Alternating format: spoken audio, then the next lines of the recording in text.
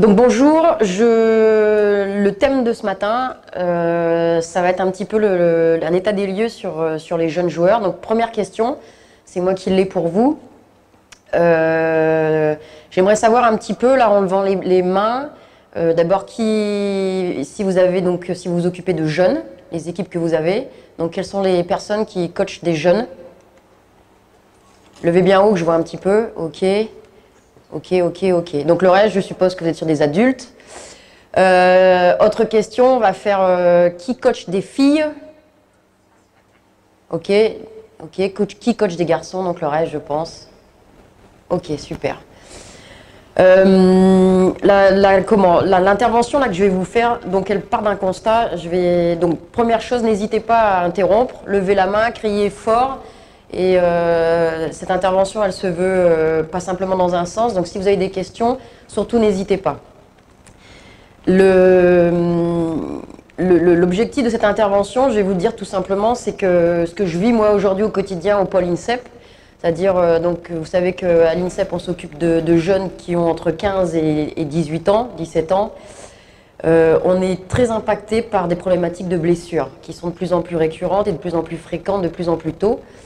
Pour vous donner une petite idée, sur l'entrée des garçons là, en cadet, sur donc 12 garçons qui sont rentrés, nous avons déjà 3 garçons qui présentent des lésions graves, grade 4 de cartilage au niveau des genoux. Donc grade 4, pour vous donner une idée, il n'y a pas de grade 5, c'est le dernier grade, c'est-à-dire que mes grands-parents, vos grands-parents, je pense que se rapprochent du grade 4. Donc eux, ils ont 15 ans et ils ont déjà des lésions qui sont irréversibles et qui sont très très graves. Donc pourquoi ces constats et pourquoi autant de blessés chez les jeunes? Donc c'est un petit peu le but de cette intervention. La première partie, je vous l'accorde, elle est un petit peu théorique, un peu beaucoup même, parce que c'est juste vous faire un état des lieux en fait de ce qui se passe en ce moment. Et pourquoi je vais vous faire cet état des lieux? Parce que vous, en tant qu'entraîneur, même si vous avez que 2 entraînements par semaine avec vos jeunes, ou avec vos équipes d'ailleurs, vous devez en tenir compte, d'accord? Parce qu'aujourd'hui, on est confronté à ce problème-là. Si vous n'en tenez pas compte, vous serez tout simplement amené à avoir des gens qui ne seront pas adaptés à ce que vous leur proposez et qui donc vont se blesser. Donc nous sommes partis. Vous n'avez pas de questions là par rapport à ce que je vous propose? Et la deuxième partie, donc je finis sur ce que je voulais faire, donc plutôt beaucoup plus pratique, avec un petit film qui vous montre comment on fait les tests de profilage, parce qu'on va arriver sur ça. Et j'espère que je vais essayer de me garder un petit peu de temps pour répondre vraiment à vos questions. On a des jeunes gens qui ont bien voulu se lever ce matin pour servir de cobaye. Si vous avez des questions même encore plus pratiques, on le fera avec les jeunes qui sont venus ce matin. Donc l'état des lieux. Donc rapidement, vous savez qu'aujourd'hui, on a un grave constat qui est, le grand mot, c'est la sédentarité. C'est-à-dire qu'aujourd'hui, on sait que en 20 ans, les jeunes ont perdu pratiquement 25% de leur capacité physique. Donc c'est énorme. Donc 25% de capacité physique et qui sont dus à plein de choses, c'est-à-dire nos moyens de locomotion. Vous savez qu'aujourd'hui, maintenant, tout le monde prend les transports ou les voitures, mais il y a très peu de gens qui font du vélo ou qui marchent tout simplement. On a aussi cette problématique de tout ce qui est les réseaux sociaux, les tablettes et les écrans. Donc là, au milieu, vous voyez... Ah ben, dites-moi quand ça ne marche pas. Parce que là, vous dites rien.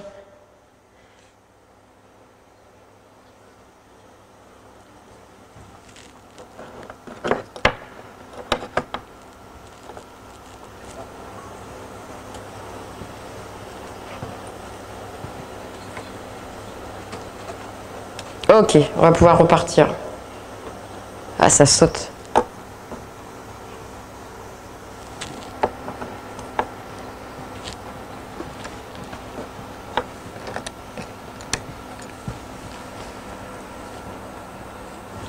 Ça saute. Je pense que ça saute, ouais. Parfait. J'en ai un deuxième. Test.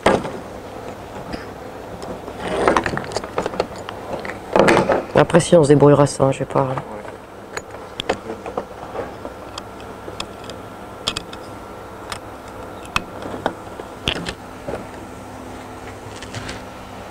Est-ce que ça passe?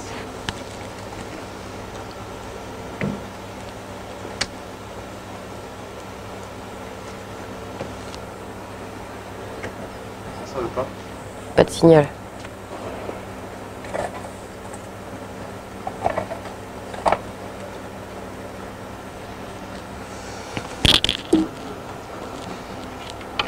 Ah, attends. Allez, c'est bon, c'est bon, c'est bon. On est reparti. Ouais, je vais pas. C'est surtout moi, ouais. Ok, c'est bon. Bon, désolé. Donc, comme je vous disais, alors après, il y a eu un petit truc, mais sachez que par exemple, pour vous donner une ordre d'idée sur les écrans, même si vous n'avez pas le petit. Donc, tout ce que vous voyez ici, vous l'aurez en support. On a à peu près sur la classe des 15-17 ans, plus de 60% des gamins qui passent plus de 3 heures sur les écrans par jour. Plus de 3 heures sur les écrans par jour. Donc c'est énorme. Et vous devez aussi savoir qu'un tiers des enfants ne pratiquent pas de sport en dehors de l'école. C'est-à-dire que quand vous savez ce qu'on fait à l'école aujourd'hui au niveau EPS, c'est pas grand-chose. Donc ça, c'est le premier point. Le deuxième point sur l'état des lieux dont je voulais vous faire part, c'est des blessures en fait. C'est-à-dire qu'aujourd'hui, par exemple, il y a très peu d'études qui ont été faites sur les études. Moi, j'ai récupéré celle-là qui a été faite depuis 2003 sur le pôle de Lyon, donc sur des gamins qui ont entre 13 et 15 ans, sur des jeunes filles. Et on a à peu près 2,5 blessures par joueuse et par an, dont 3% sont des blessures qui sont très graves, c'est-à-dire supérieures à 3 mois.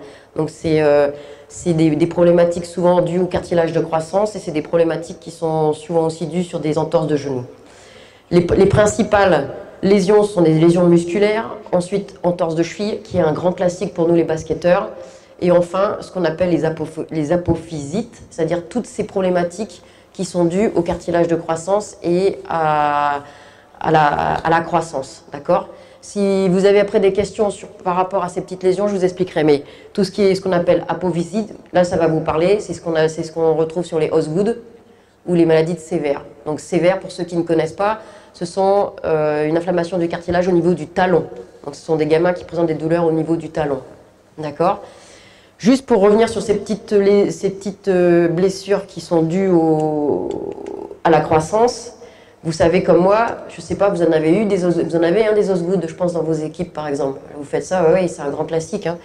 Vous savez souvent que le médecin, c'est des arrêts qui durent entre 1 mois, 2 mois, 3 mois, et ça peut durer jusqu'à 6 mois. Donc c'est énorme. Hein. Donc c'est pour ça qu'il faut en tenir compte. Toujours sur les blessures, ça c'est ce que nous on a à l'INSEP depuis 2018, donc on a fait des petites stats, on a à peu près un peu moins de 2 blessures par an et par joueuse, on en a 2,5 pour les garçons. Pourquoi cette différence, je vous l'expliquais, elle est simple, le pic de croissance, vous le savez comme moi, il est différent entre les filles et les garçons. D'accord, chez les filles, on reviendra après dessus, mais c'est vers 12 ans, chez les garçons c'est plutôt vers 14 ans. Donc ce qui explique cette différence. La moitié des blessures à peu près, elles sont dues à ce qu'on appelle nous des sursollicitations sportives, c'est-à-dire c'est dû à des augmentations importantes de la charge de travail. Et à peu près entre 11 et 23% des blessures qui nécessitent un arrêt supérieur à 1 mois. 1 mois d'arrêt, au Pôle France, c'est 30 heures d'entraînement perdu, pour donner une petite idée. Je vais passer sur la répartition des blessures, mais ça vous donne des petites idées hein, comme ça. Les arrêts qui sont de plus de 3 semaines, c'est 30% dans le secteur masculin, 50% dans les secteurs féminins. Alors ces variations, elles dépendent aussi des années. Hein. Et vous voyez bien sûr, au Pôle France, la plus grande majorité de nos blessures sont des blessures qu'on appelle simples, c'est-à-dire moins d'1 semaine. Mais on a quand même ici un gros pourcentage de blessures, donc 30% plus 50%, qui dépassent les 3 semaines. Et vous avez aussi 1% et 5% de certaines blessures qui conduisent à l'opération. Je vous rappelle qu'on est sur une population de 15-17 ans, hein, ce qui n'est pas très, très vieux. Je ne vous passe pas le taux de récidive, donc juste vous rappeler qu'à chaque fois que vous arrêtez à peu près 3 semaines, c'est pour nous 30 heures de basket perdues, ou 30 heures d'entraînement perdu. Alors un sujet qui peut donc vraiment vous intéresser, expliquer donc ces blessures, c'est le pic de croissance. Donc vous savez tous que c'est une période très compliquée pour les jeunes, tout simplement parce qu'ils vont se mettre à grandir d'une manière importante et donc créer beaucoup de transformations au niveau osseux, au niveau tendineux, au niveau musculaire. Cette période-là, elle est donc différente pour les garçons et pour les filles. Donc c'est vraiment important de le savoir. Chez les filles, la moyenne du pic de croissance, c'est-à-dire le moment où ça grandit le plus vite, c'est 12 ans à peu près, d'accord? Mais vous devez savoir qu'il y a des grandes différences entre les gens. C'est-à-dire qu'on a des gens qu'on appelle à maturité précoce et qui vont avoir un pic de croissance d'alentour de 10 ans et demi, et des jeunes filles qui vont avoir une maturité tardive, c'est-à-dire à 13 ans, d'accord? Donc ça, c'est une moyenne. Chez les garçons, la moyenne, c'est 14 ans, à peu près 13,8, avec des grandes différences, c'est-à-dire des maturités précoces à 12 ans,8 et des maturités tardives à presque 15 ans. Pourquoi tenir compte de ça? Tout simplement parce que vos résultats des courses, vous vous retrouvez avec des jeunes hommes qui vont s'entraîner ensemble, qui vont présenter parfois des différences de 2 ou 3 ans. C'est-à-dire quand un gamin qui est en maturité tardive joue avec un gamin en maturité précoce, il y a parfois des écarts de 2, 3, 4 ans. Vous le voyez bien dans vos équipes. Il y a des gens qui commencent déjà à être un petit peu musclés, et puis il y a ceux qui ne le sont pas du tout. Donc, vraiment important d'en tenir compte. Pourquoi en tenir compte? Pour cette raison-là. C'est-à-dire qu'aujourd'hui, il y a de nombreuses études qui ont été faites et qui montrent que autour du pic de croissance, c'est-à-dire cette période-là, de plus ou moins 6 mois, au moment où il y a une grosse élévation de la taille, vous multipliez, vous avez plus que 31% de risque de blessure. Je ne sais pas si vous vous rendez compte, c'est presque 2,5 fois de plus que quelqu'un de normal. Donc c'est vraiment important de tenir compte de ça. D'accord? Et je vous l'ai redit, c'est-à-dire que quand vous vous retrouvez face à la blessure à cet âge-là, en général, c'est souvent des arrêts longs. Parce que ça intervient surtout sur ce type de pathologies qui sont des pathologies qui touchent les cartilages de croissance. D'accord? Donc 30% de blessures en plus au moment du pic de croissance. Alors, je vous passe un peu toutes les études qui ont été faites, hein, mais qui reviennent toujours à la même chose. Hein, c'est-à-dire que, par exemple, au foot, ils ont fait énormément d'études et vous allez vous apercevoir que la classe U14, U15, ben, c'est eux qui sont vraiment touchés par les blessures. Et comme par hasard, par une quantité de blessures qui, comme je vous avais dit, sévères ou Osgood, c'est-à-dire beaucoup de blessures qui touchent le cartilage de croissance. D'accord ? Alors ok, vous êtes content, je viens de vous expliquer que c'était un peu embêtant, que c'était une période très sensible, mais comment vous faites pour repérer cette période sensible? Alors il y a plusieurs façons. La première, c'est ce qu'on appelle l'évaluation de la maturation par rapport au caractère sexuel, c'est-à-dire ce que vous voyez, l'observation.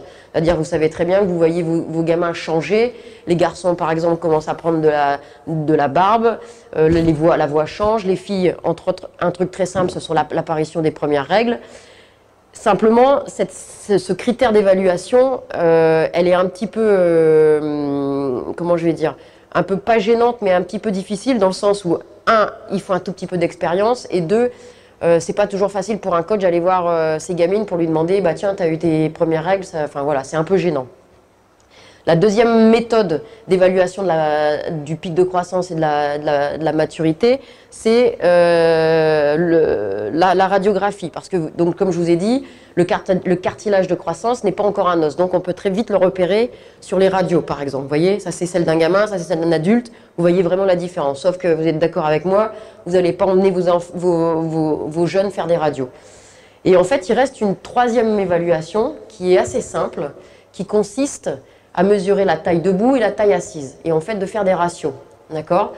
Taille debout, taille assise. Pourquoi? Parce qu'au moment du pic de croissance, on a en fait une différence de croissance entre les jambes et le tronc. Et ça, vous le voyez bien, ceux qui sont en train de grandir, ils sont hauts sur pattes, j'ai envie de dire, ils grandissent très vite sur les jambes et seulement après le tronc.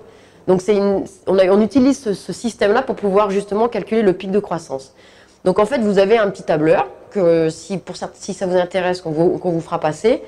Vous rentrez la taille debout, la taille assise, la date de naissance du gamin, la date à laquelle vous faites votre test, et à la fin, vous avez un coefficient qui vous dit si votre gamin il est pile poil dans le pic de croissance, c'est-à-dire qu'il est en train de grandir, ou s'il est avant son pic de croissance, ou s'il est après son pic de croissance.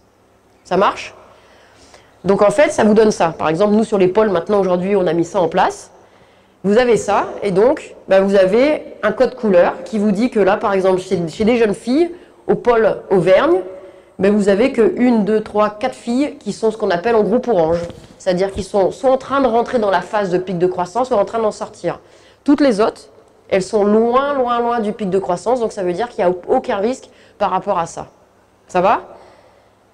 Le groupe garçon, par exemple, du pôle Auvergne, là, c'est plus la même musique. Tout simplement pourquoi? C'est ce que je vous ai expliqué. Rappelez-vous, la moyenne du pic de croissance des garçons, elle est vers 14 ans. Donc, pile poil pendant leur formation en pôle. Et donc là, ben oui, on se retrouve confronté à des jeunes hommes qui sont en train de grandir, qui sont vraiment en train de grandir. Et quand je vous rappelle que nous, les basketteurs, on ne prend pas juste 1 ou 2 cm, mais qu'on prend parfois 6, 7 cm par an, c'est pas rien. Donc en fait, cette méthode-là vous permet de repérer les gamins qui sont entre guillemets, pas en danger, c'est pas le mot, mais qui sont en grande difficulté de croissance par rapport à des gamins qui ont déjà, par exemple ici, avec un coefficient d'1,7, ils sont ici. Hein. Ben, vous savez que le pic de croissance, 2,4 par exemple, ça c'est un gamin, ça y est, il a presque passé il a passé le gros de la partie. Donc là, ça c'est un gamin qui est hyper développé et il ne se passera rien au niveau de ses cartilages. D'accord ? Par contre, lui là, il est en train de grandir à ce moment-là. Et là, si vous augmentez les charges de travail ou si vous faites n'importe quoi, vous allez sûrement avoir de la blessure. Ou en tout cas, vous savez que son risque de se blesser, c'est 30% de plus que les autres. D'accord ? Donc ça, c'est juste une prise de conscience. C'est rien de plus. Hein. Et à ça, on va rajouter ce que je vais vous parler après, des tests de profilage. C'est-à-dire, donc ça, c'est interne, c'est le pic de croissance, c'est un état des lieux. Et après, il y a l'état des lieux physique, parce que tout le monde aussi est différent en fonction de leur bagage qu'ils ont fait avant, etc. Et là, je vais vous montrer après une série de tests. Donc, on fera peut-être avec les gamins pour que vous voyez ça en situation réelle. Mais j'ai surtout la vidéo que je vous ferai passer. Si vous êtes intéressé de le faire, vous allez voir, ça prend très peu de temps. Il ne faut pas être expert pour faire ça. Et ça vous permet de voir l'état physique de vos gamins et s'ils sont capables, entre guillemets, de jouer au basket. Et donc, si vous couplez les deux, ben vous vous retrouvez, donc c'est ce qui avait été fait au pôle Auvergne, c'est-à-dire avec des groupes qu'on appelle rouge, orange ou vert. On fait la même chose aujourd'hui à l'INSEP, hein. On a des groupes rouge, orange, vert, et ça veut dire qu'un gamin qui est en vert, il est apte à s'entraîner. Un gamin qui est en orange, il nécessite du travail supplémentaire. Un gamin qui est en rouge, il est en danger et il doit être aménagé. D'accord ? Je vous parle des tests de profilage après, mais je termine juste sur l'état des lieux de l'état de physique des jeunes aujourd'hui. Une dernière chose qui est très importante, j'ai vu hier un chirurgien d'ailleurs à l'INSEP par rapport à des problèmes sur nos gamins, et je lui ai parlé de ça encore, l'ultra-spécialisation précoce. Et il est d'accord avec moi, il m'a dit c'est une vraie problématique, et dans tous les sports, pas qu'au basket. Qu'est-ce que l'ultra-spécialisation précoce? Donc c'est... on parle d'ultra-spécialisation quand les gamins ne font qu'un seul sport. D'accord? Plus de 8 mois par an, mais ça c'est un autre problème, mais qui font qu'un seul sport. Pourquoi c'est un problème? Je ne vais pas non plus revenir sur toutes les études qui ont été faites, mais une des plus grosses études qui a été faite sur 1200 athlètes aux États-Unis, entre 7 et 18 ans, sur 3 ans, ont montré que les jeunes qui ne faisaient qu'un seul sport, multipliés par 2,5 pratiquement, les chances de se blesser. Donc c'est énorme. Et enfin, deuxième problématique, c'est le burn-out psychologique et le surentraînement. C'est-à-dire que des gamins qui font qu'un seul sport depuis 4-5 ans ont beaucoup plus de chances de partir en burn-out.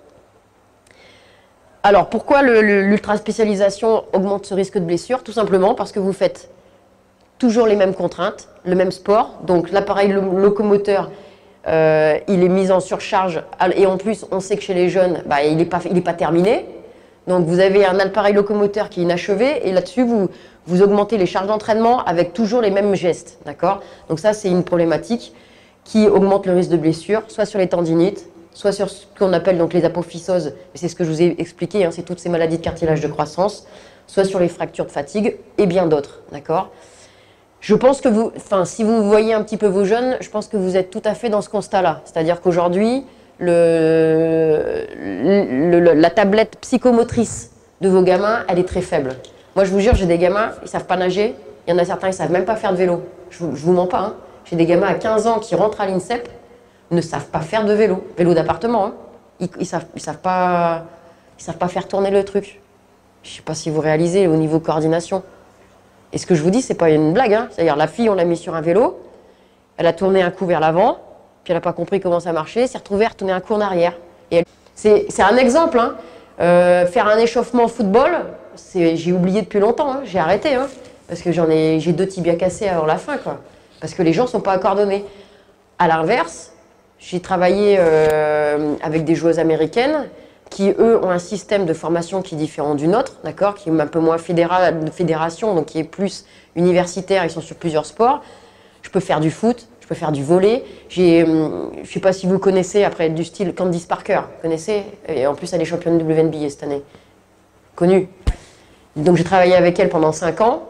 Elle a dû choisir à 21 ans si elle devait faire du volley ou du basket. C'est-à-dire jusque 21 ans, elle faisait les 2 sports. Je ne sais pas si vous imaginez. Et aujourd'hui, c'est une nana qui approche la trentaine. Et je ne parle même pas de son palmarès. Elle a un palmarès de folie.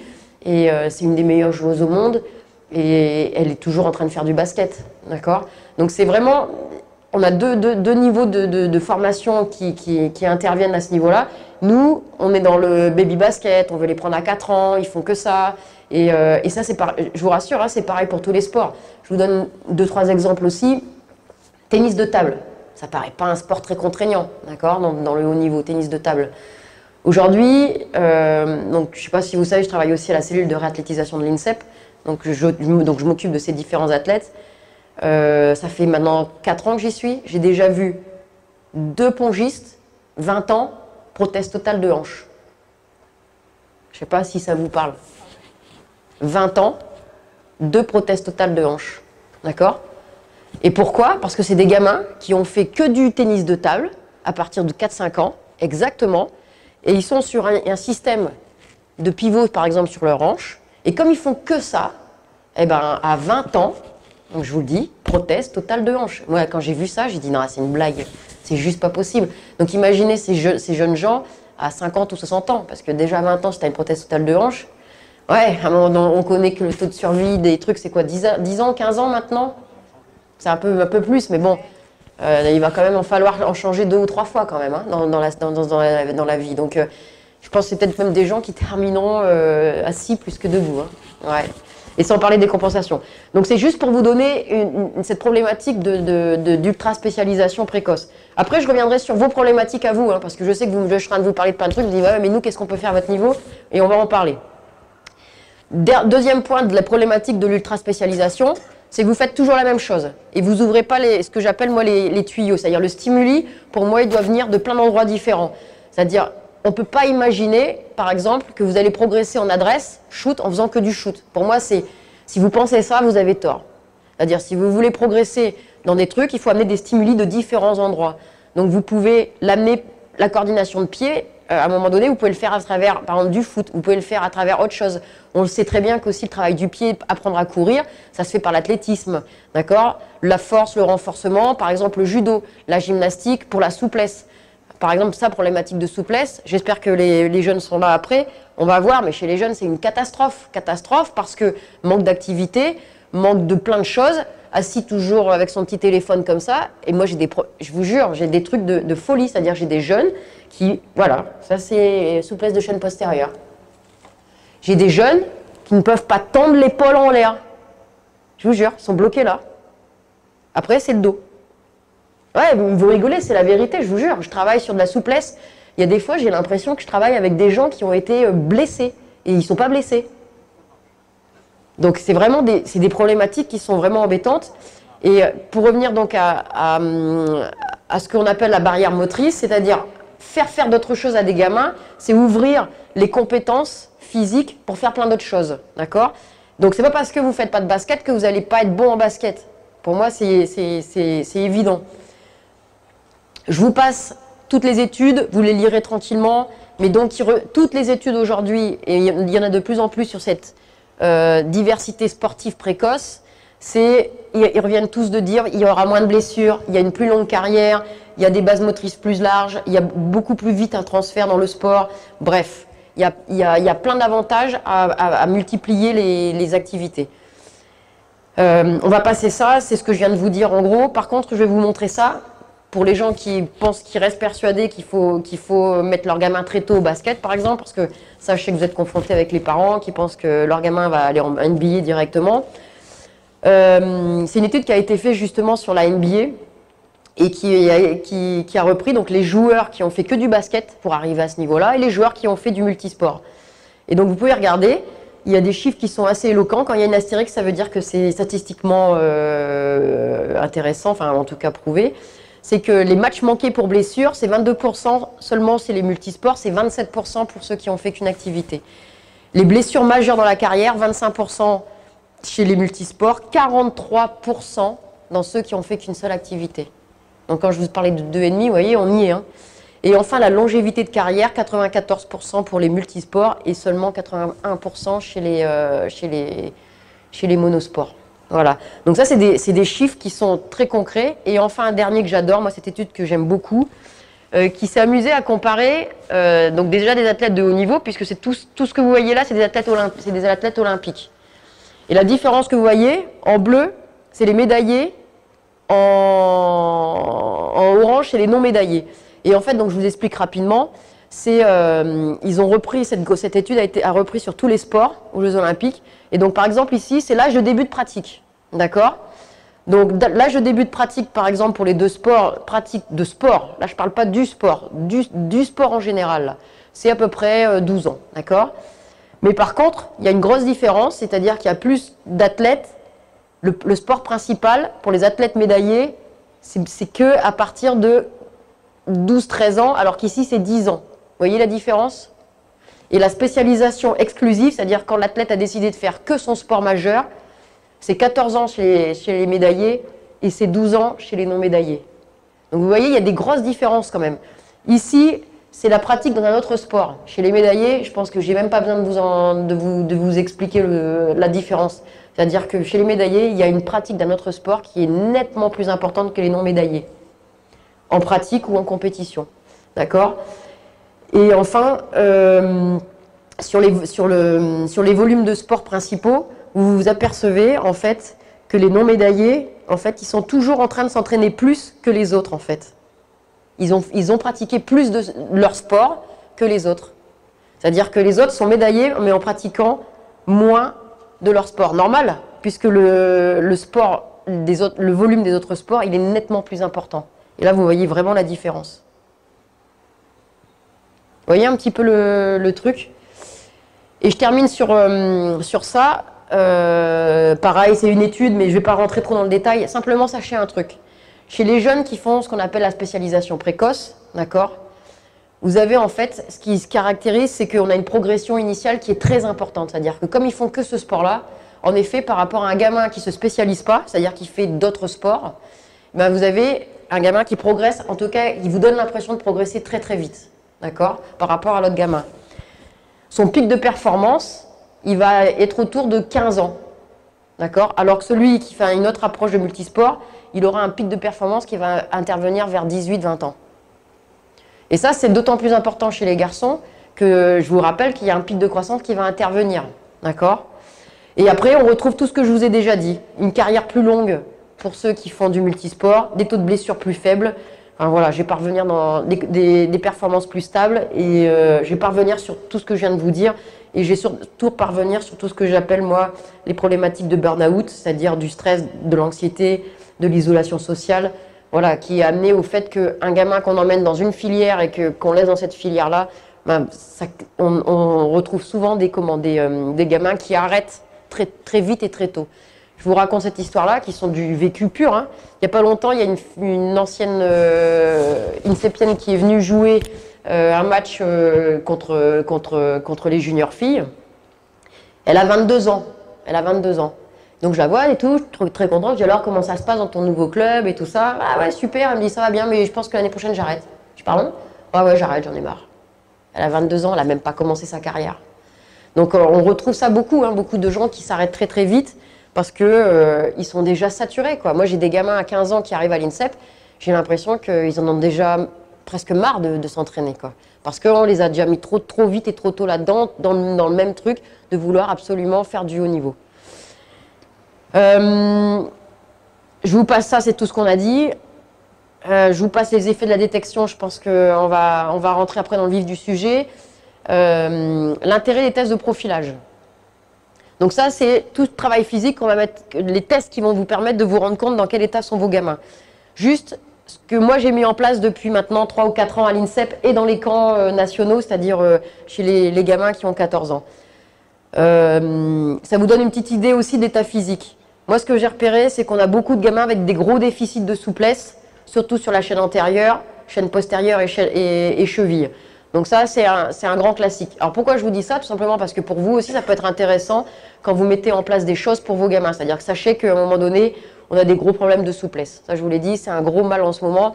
Et de plus en plus chaîne antérieure. Avant, c'était beaucoup chaîne postérieure. Maintenant, c'est chaîne antérieure. Mais chaîne antérieure, c'est pourquoi? Parce que, voilà, la position classique, assise dans le canapé. Beaucoup de déficit de gainage, 50%. Déficit de force de pied, aucun pied. Alors, on a des jeunes avec des grands panards et il n'y a pas de force de pied. Ils ne savent pas courir. D'accord? Donc ça, c'est des gros trucs aussi que vous pouvez travailler.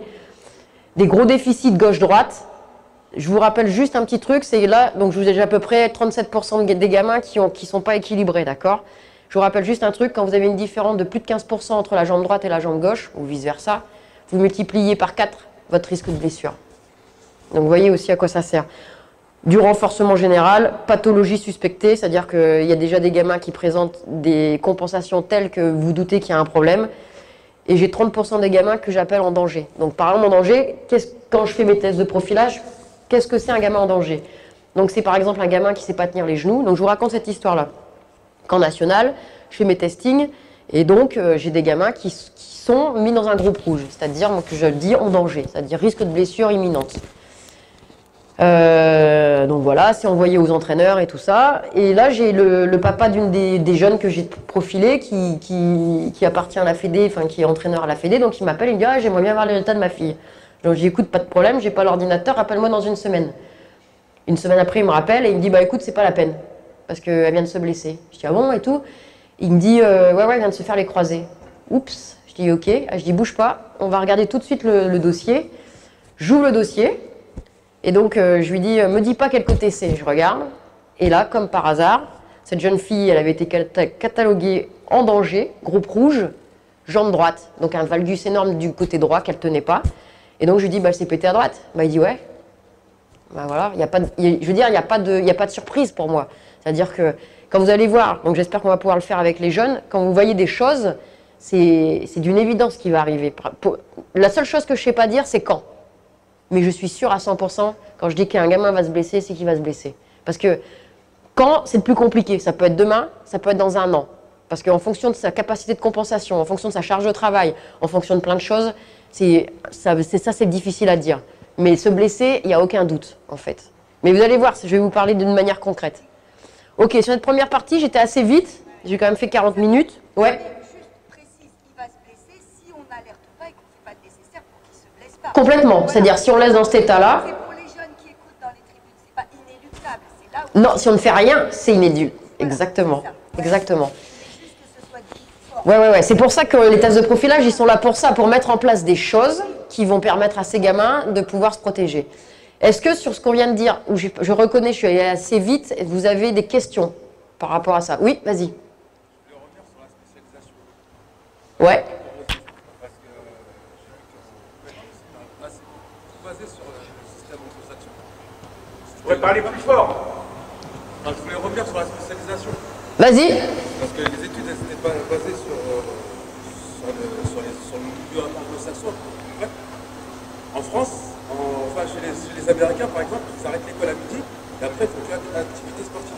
Alors qu'en France, c'est pour toute la journée. Donc c'est assez compliqué un gamin de faire plusieurs sports. Tu as raison. Alors, pour revenir à ça, notre modèle aujourd'hui en France, c'est vrai qu'on compte sur le scolaire pour faire du multisport. Sauf qu'aujourd'hui, j'espère qu'il y a des profs de PS, je suis sûre. Non? Ben voilà.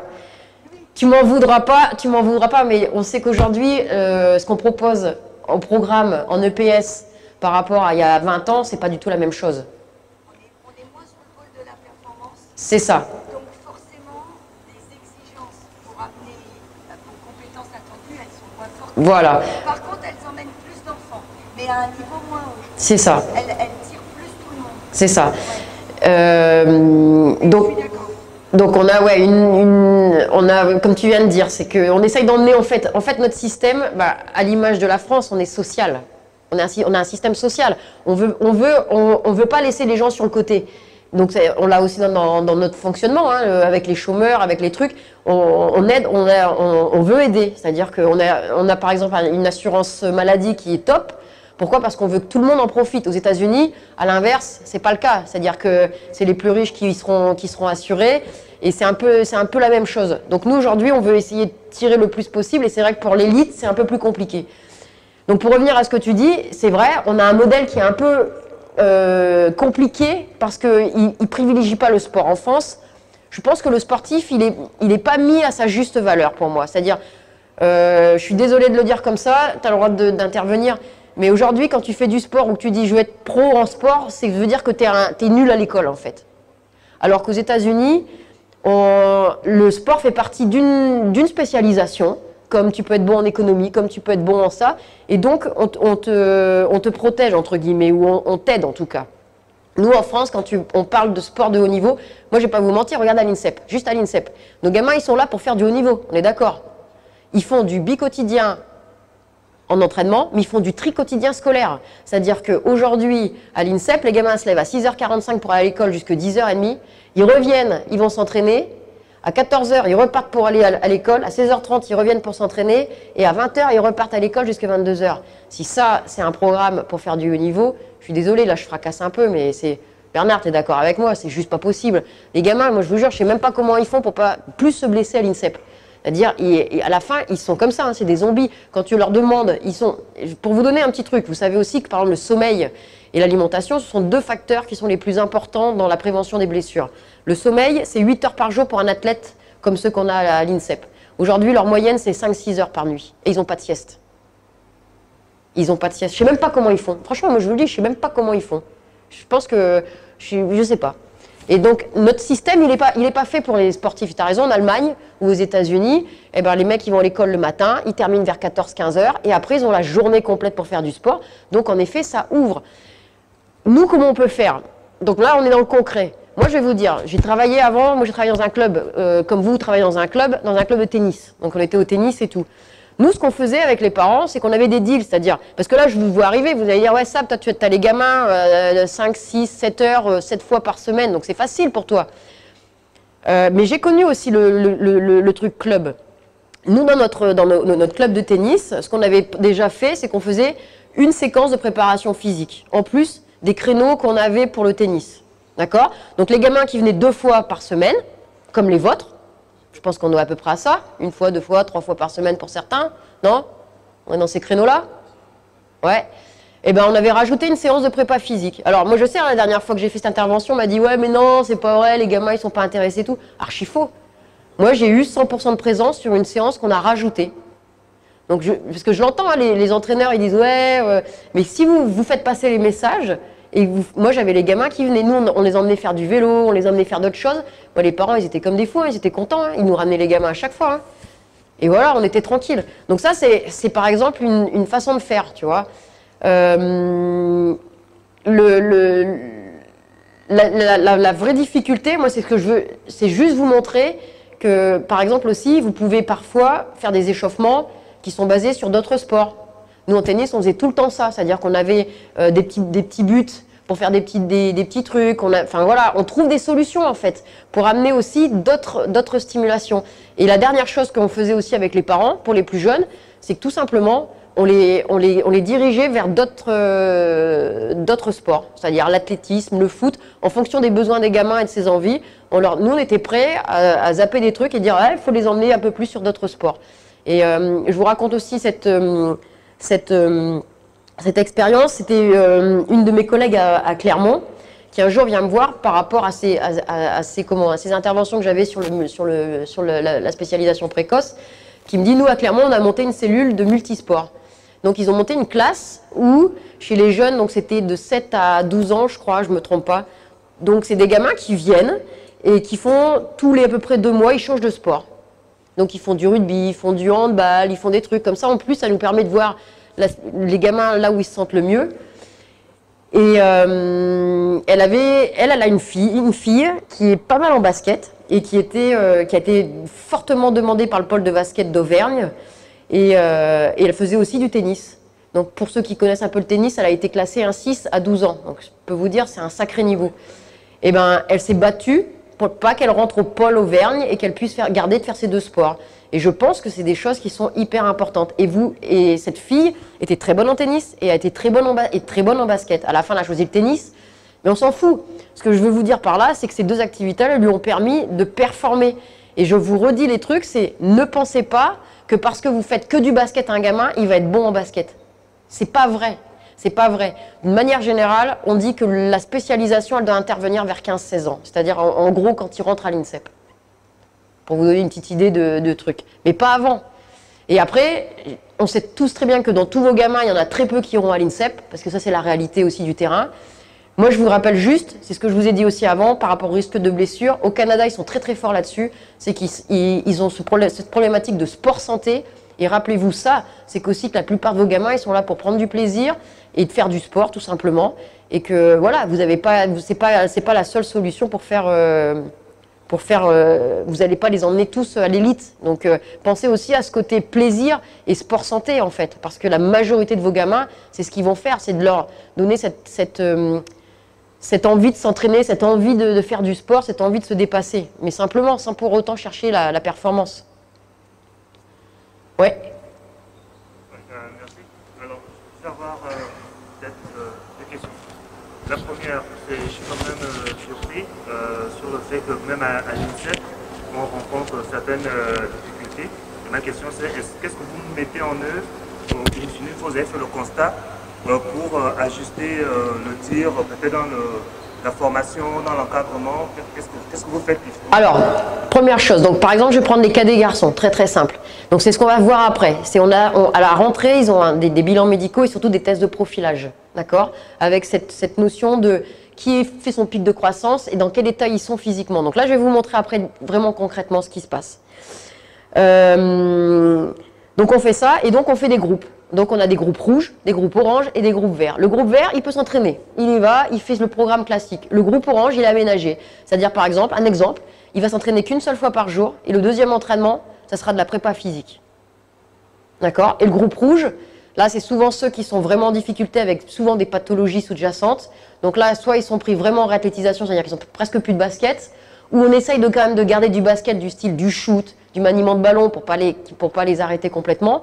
Et après, on règle les problématiques médicales puis physiques. D'accord?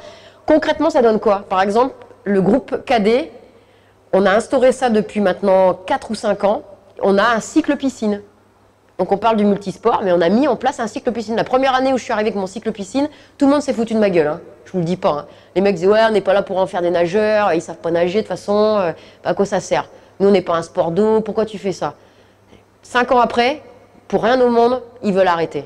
C'est-à-dire, alors c'est pas tout le temps, ils ont une séance par semaine, c'est jusqu'à Noël. Je peux vous dire un truc, tous nos gamins qui ont été classés groupe orange ou groupe rouge cette année, j'en ai qu'un qui a arrêté. Il y en avait 5 ou 6, j'en ai qu'un d'arrêté sur tous. C'est-à-dire qu'aujourd'hui, tous ces gamins, ils s'entraînent presque normalement, mais en tout cas, ils s'entraînent une fois par jour, ils matchent le week-end et ils se blessent pas. J'en ai qu'un qui est arrêté aujourd'hui. Voilà. Et aujourd'hui, clairement, on sait que c'est important. Donc, par exemple, on fait ça, tu vois. Et on met en place ces trucs-là. Maintenant, pour ce qu'on a parlé du rythme, moi, je peux rien faire. L'INSEP, c'est comme ça. On essaye de faire prendre conscience aux gamins qu'ils ont besoin de faire attention à leur sommeil, de se coucher tôt. Mais on ne peut rien faire sur le rythme. On a déjà essayé d'essayer de voir avec l'INSEP si on ne pouvait pas passer en mono quotidien, le matin l'école, l'après-midi le basket, ou la prépa physique. Mais non. Mais donc ce qu'on peut faire en tout cas moi à mon niveau, c'est ce que je t'explique. C'est-à-dire je crée des groupes et puis je fais ça. Donc maintenant, ce qu'on a fait nous au très haut niveau, je suis en train de leur descendre sur l'épaule et c'est aussi pour ça que je suis là pour vous en parler, c'est que vous ayez conscience d'état, des lieux, des gamins que vous avez en fait. Parce qu'il y a des fois, il y a des gamins ou des jeunes filles qui ne tiennent pas les genoux et qui se retrouvent à faire des séries de lay-up comme ça, et en fait, vous faites juste que leur démonter leurs genoux, quoi, parce qu'ils sont juste pas capables, et qu'il y a des fois, vous pouvez simplement faire par du petit travail de prépa physique, donc je vous ai mis aussi des fiches de travail, et vous faites du renforcement spécifique, et ça vous évite d'avoir des blessures, quoi. Parce que les blessures, je vous le dis tout de suite, c'est pas que le haut niveau, c'est à tous les niveaux. Je pense que vous êtes d'accord avec moi, vous avez plein de gamins qui s'arrêtent au fur et à mesure de la saison. Donc c'est à tous les niveaux, en fait, les blessures. C'est pas que chez l'élite, plus vous entraînez, plus vous allez augmenter le risque de blessure. Mais vous l'avez à des petits niveaux, les risques de blessure. Ça, c'est sûr. C'est bon, j'ai répondu à ta question ?